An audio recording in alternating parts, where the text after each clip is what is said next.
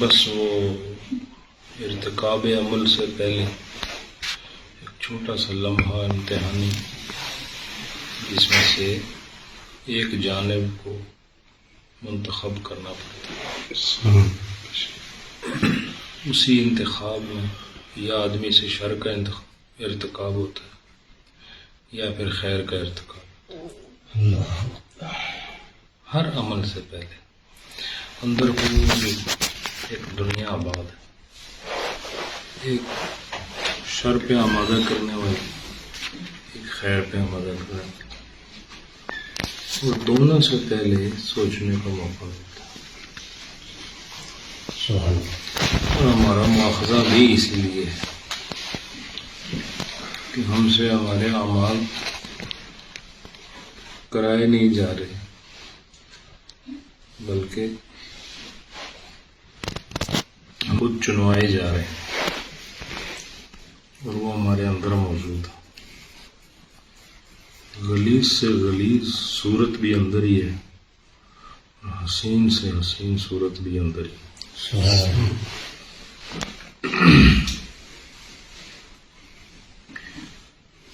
انسان کے اندر ایمان بھی ہے، انسان کے اندر انکار بھی ہے، لیکن وہ انکار کا رد کرتا رہتا ہے اور ایمان کا اقرار کرتا رہتا ہے. اور جس طرح کفر اور اسلام میں ہم لوگ ہر وقت اسلام کو اختیار کرتے ہیں، ایک لمحے کے لیے بھی کفر کو اختیار نہیں کرتے، حالانکہ اندر بعض اوقات ایسے خیالات بھی پیدا ہو جاتے ہیں.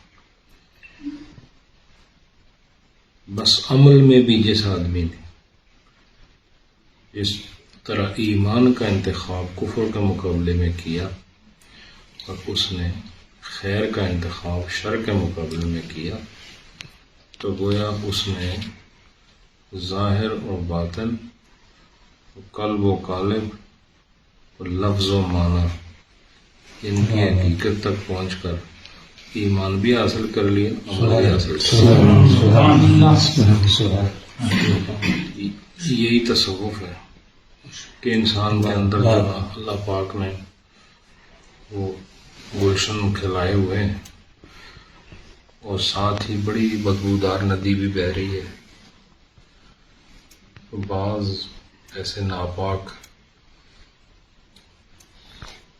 بیل بوٹے وہاں پر بھی ہوتے ہیں. تو انسان اپنے مزاج ایمانی کا استعمال کرتے ہوئے اس چمن کا رخ کرے جہاں سے خوشبو ہے، اس جانب رخ نہ کرے جہاں تاریکی ہے، ظلمت ہے، اللہ کی ناراضگی ہے. اور جس طرف نبی پاک علیہ السلام کی شریعت سے بغاوت ہے. تو اس لیے ہمیں باہر سے تو کچھ لینا نہیں، اندر سے ہی سب کچھ لینا. اور صوفیاء کرام جو کہتے ہیں نا کہ اندر صاف ہو گیا، ایسے نہیں صاف ہوتا کہ اندر سے شر نکل گیا، کیونکہ اگر اندر سے شر نکل جائے تو پھر آپ کو زمین پہ کام کوئی نہیں رہ جاتا، پھر تو آپ کو قبر میں جانا پڑے گا. کیونکہ امتحان ہونے کے لیے شر اور خیر دونوں کا ہونا ضروری ہے. اگر صرف خیر رہ جائے تو پھر امتحان کیا ہے؟ نہیں سمجھے؟ اگر خیر ہی خیر ہو آپ کے اندر تو پھر امتحان تو ختم ہو. اور ہم اور آپ جو ہیں وہ امتحان کے لیے بیٹھے ہوئے. امتحان کے لیے صفت مذمومہ اور محمودہ دونوں کا اندر ہونا ضروری ہے. جو لوگ یہ کہتے ہیں نا کہ نفس مار دیا، کبھی نہیں مرتا.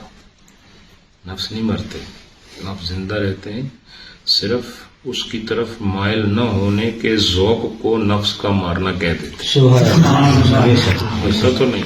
اگر یہ مر جائے تو پھر آپ بھی مر جائیں گے، اس لیے کہ آپ کا ٹائم پورا ہو جائے گا. تو انسان کا جو باطن ہے وہ ہمیشہ شر اور خیر کی دونوں صفات کے ساتھ موجود ہے. اور ہمارا جو چناؤ ہے خیر اور شر میں سے کس کو ہم پسند کرتے ہیں، یہ بہرحال جب تک ہماری زندگی عقل و شعور تو ہمارے اعضاء و جوارح کام کر رہے ہیں، اس وقت تک ہمیں یہ انتخاب کرنا پڑے گا.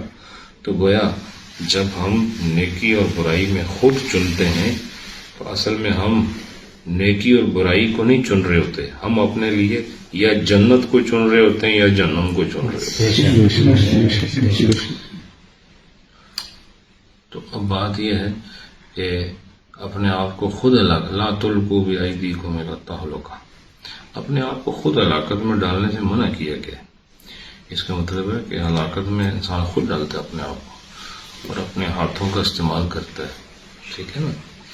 اسی طرح انسان کے اندر یہ جو دو قسم کے ماحول ہیں، ان ماحول کے انتخاب سے ہم اپنی اخروی زندگی کے انتخاب کا خود اعلان کرتے ہیں. تو لہذا قیامت کا جو حساب ہوگا وہ تو بعد کی بات ہے، آپ خود ہی اپنا حساب کر سکتے ہیں. تو اللہ کے حساب سے پہلے اگر آپ خود اپنا حساب کر لیں تو میرے خیال میں آپ کے اندر صرف خیر کو پسند کرنے کا عمل کا پیدا ہو جائے گا.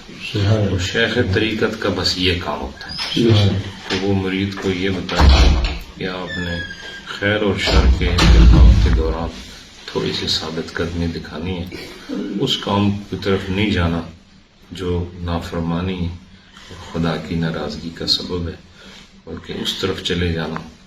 ایک لمحہ لگتا ہے انتخاب کرنے میں، ایک لمحے میں کائنات بدل سکتی، بے شک ایک لمحے میں مقدر بدل سکتے ہیں، ایک لمحے میں انسان کفر سے ایمان کی طرف آ سکتا ہے. بے شک ایک لمحہ ہی ہوتا ہے، یہ انتخاب میں کوئی گھنٹے نہیں لگتے. میں ابھی آپ کے سامنے بات کر رہا ہوں، میں جھوٹ بولوں یا سچ بولوں، اس میں مجھے کوئی زیادہ دیر تو نہیں لگتی سوچنے. واہ واہ اندر دونوں چیزیں موجود ہیں. تو جس نے صرف اس چیز کو منتخب کیا جو اللہ کی پسندیدہ ہے، تو پھر اللہ اس کو اس جگہ پہ رکھے گا جو اللہ کی پسندیدہ ہے. سبحان اللہ سبحان سبحان وہ بہشت تو طریقت کوئی سیم نکلنے کا نام ہے. واہ واہ طریقت یہ نبی پاک علیہ السلام نے مزاج لوگوں کے بدلے، اور اندر جو وہ ایک مخالف طاقت ہے وہ ساتھ رہتی ہے ہمیشہ، چاہے وہ غوث ہو، چاہے کتب ہو، ابدال ہو، صحابی ہو، اہل بیت ہو، کوئی بھی ہو. البتہ نبی وہ مامون و محفوظ ہو، معصوم ہو، ان کا مرتبہ و مقام جدا گانا ہے. تو باقی جتنی مخلوقات ہیں ان کو بہرحال اس امتحان سے گزرنا پڑتا ہے. تو بعض لوگ قیامت کے دن کو امتحان کہتے ہیں، وہ تو نتیجے کا دن ہے، امتحان یہ ہے. بے شک بے شک بے شک بہت وہ امتحان نہیں ہے، وہ نتیجہ سنانے کا دن ہے. امتحان یہ ہے جو ہماری بلوغت سے لے کے ہماری موت تک کا جو وقفہ ہے، یہ امتحان ہے. واہ واہ بہت خوب. تو بس اللہ ہماری خیر کرے. لیکن کیا کریم رب ہے کہ ہم بار بار برائی چن لیتے ہیں، وہ کہتے چلو توبہ کر لوں، میں معاف کر دوں. جی پھر وہ ساری رات نافرمانی کرتے ہیں، صبح پھر وہ ناشتہ بھی دے دیتے ہیں، پرسکون نرم بستروں میں لٹایا ہوا، کھانے بھی اچھے ہیں، لباس بھی اچھے ہیں، شکل بھی اچھی ہے، حضور کا امتی بھی بنایا، پھر نافرمانی کرتے ہیں. تو اس پاک رب نے، حالانکہ امتحان اب جتنے بھی امتحان ہوتے ہیں، جب آدمی غلطی کر جائے پھر وہ درست ہو سکتی ہے. ورنہ آپ نے پرچہ دیا امتحان حل، آپ نے نحو کا پرچہ تھا، آپ سے اسم فعل حرف کی تعریف پوچھی، آپ نے غلط لکھی، اب وہ صحیح ہو سکتی ہے، پرچہ چلا گیا آگے. لیکن نبی پاک نے فرمایا التائب من الذنب کمن لا ذنب، تم نے بے شک غلطی کر لی، سچی توبہ کر لو، جو غلط کیا تھا وہ غلط نہیں رہے گا، مٹا دیا جائے گا.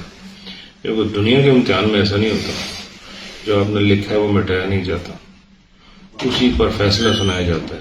لیکن اللہ نے اپنی شان رحیمی کی عظمتوں کو واضح کرنے کے لیے ہماری بہم غلطیاں، کوتاہیاں، لغزشیں، نافرمانیاں کے باوجود ایک دروازہ توبہ کا کھولا ہوا ہے کہ بندہ گرتے پڑتے اس میں ایک دم داخل ہو جائے تو میں اس کے پیچھے جتنے بھی برے اعمال تھے اس پر نظر نہیں کروں گا، اس کی یہ توبہ کو دیکھتے ہوئے صاف شفاف کرتا ہوں. سبحان اللہ سبحان اللہ